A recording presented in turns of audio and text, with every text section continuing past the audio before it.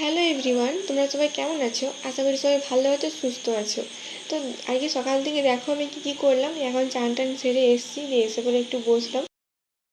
Would pencil দিয়ে কি করেছিস বল বল বল বুনু, কি করেছিস বল। উড পেন্সিলের ভিতরে সিসটা বার করে দিয়েছে। দেশলায় খাড়ি ঢুকিয়ে একদিকে আর একদিকে সিসটা বার করে দিয়েছে নাকি। কই সিসটা কই? কিছু নেই আমার কাছে হাতে। কোথায় রেখেছিস? ফিস আমার কাছে এখন কোথায় রেখেছিস? কোথাও রাখিনি, কোথাও আন আন, ফেলে দিয়েছি।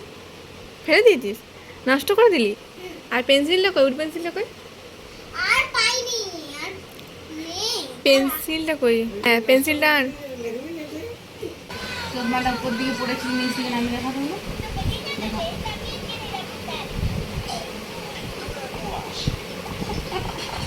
করলো না কেউ? দেখালো? কই দেখালো? আরো দেখা দেবো না? ভালো করে ভালো করে। ওয়াও, ঠিক আছে, পারিস না, এটা কর তো দেখি।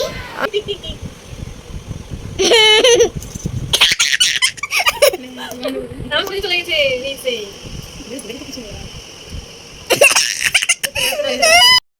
বন্ধুদের সঙ্গে একটু আড্ডা দিয়ে গল্প করে তারপরে চলে এলাম এখন দুপুরবেলায় দুপুরে খাবার লাঞ্চ করতে। আজকে দেখো, আজকে দুপুরে মেনু হয়েছে যে মটনের আলু দিয়ে ঝোল, আর লাউয়ের কী বলে এটাকে ঝাল হয়েছে, সেই কী বলে ভাঙা বুট না কী দিয়ে পরে।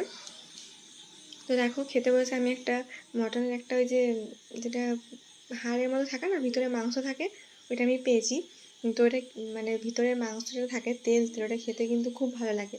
ওটা অনেকক্ষণ ধরে আমি মানে টানার চেষ্টা করছি, কিন্তু কিছুতেই মাংসটা বেরাচ্ছিল না। তারপরে যাই হোক খাওয়া দাওয়া সেরে দুপুরবেলা একটু বসেছিলাম, একটু রেস্ট নিচ্ছিলাম, ঘুমাইনি।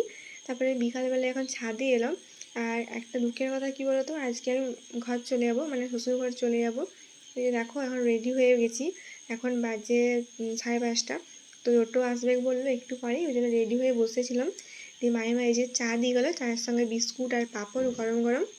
আর এদিকে বুনু খাচ্ছে, আমিও তারপরে খেতে বসে গেছি, কারণ টোটো আসবে। আর অনেকক্ষণ ধরে বসেছিলাম, টোটো আসেনি। তারপরে একটু ভিডিও করলাম।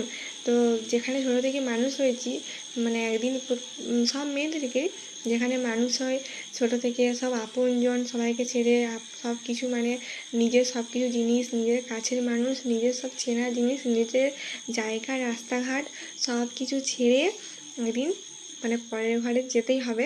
তো যেখানে ছোটো থেকে মানুষ হয়েছি একদিন সেখানের অতিথি হয়ে যাই আমরা। তো কিছু করার নাই, এটাই ভাগ্য। কষ্ট হয় যখন মামা ঘরে যায়, তখন একদম ছোটো থেকেই মামা ঘরে মানুষ। তো ওইখানে গেলে আর কি সব স্মৃতি আমার স্কুল প্রাইভেট সব কিছু, মানে যেগুলো মা করে সেগুলো আমার দিদা করেছে ছোটো থেকে সব কিছু। মানে চান করে দেওয়া, স্কুলের জন্য রেডি করে দেওয়া, তারপরে প্রাইভেট দিয়ে আসা, আনতে যাওয়া, সব কিছু আমার দিদা করেছে। আমাকে স্কুলে দিয়ে আসতো, প্রথমে দিয়ে আসতো দাদু, দিয়ে আসতো দাদু নিয়ে আসতো। তারপরে একটা সময় আমাকে ওই স্কুল ভ্যানগুলো হয়, স্কুল ভ্যান করে যেতাম। তারপরে সকালে দুবেলা প্রাইভেট করতাম, সকালে প্রাইভেট ঘরে আসতো, বিকালে দিতে যেত, দিদা আনতে যেত। মানে সব যেগুলো মা করে সেগুলো সব আমার দিদা করেছে। মানে কি বলবো, গেলে যখন চলে আসে আর মামা ঘরে বেশি যাওয়া হয় না, অনেক দিন পর পর যাওয়া হয়, 5-6 মাস পর পর পর যাওয়া হয়, বেশি যাওয়া হয় না।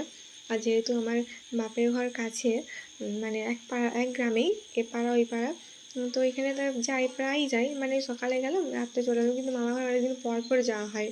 তো কিছু করার নেই, এটাই হচ্ছে মেয়েদের ভাগ্য, মানে এটাই মানে হয়ে এসেছে। তো এসে পরে দেখলাম কি কার্তিক সোনাকে আমার শাশুড়ি মা রাখি পরিয়েছে। রাখির দিনে তো আমি থাকিনি, মামা ঘরে ছিলাম। যে দেখলাম কি রাখি পড়েছে, দেখতে বেশ ভালো লাগছে। আর এসে দেখলাম ঘরটার যা অবস্থা, মানে কি বলবো, একদিন না থাকলে ঘরটার অবস্থা পুরো নাজেহাল হয়ে যায়। আমি এসে পরে তো পুরো পাগল হয়ে যাই।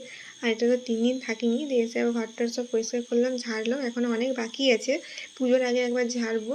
তারপরে বিকালে বড় বছরের জিনিউ খাবে, দিয়ে আবার জিনুর আবার আমাদের জিনুর গাছে ধরেছে, তো ওটাকে আবার পুড়িয়ে দিলাম। আর ভালো করে পোড়াতে পারি না, পুড়ে যায়। দিয়ে সন্ধ্যাবেলা এখন মিছিল করতে গেছি। মা বোনেরা দিচ্ছে না কার্তিকার বিচার পাক, মা বোনেরা দিচ্ছে না কার্তিকার বিচার পাক। সাইড থেকে ভালো লাইভ দিয়ে হচ্ছে সাইড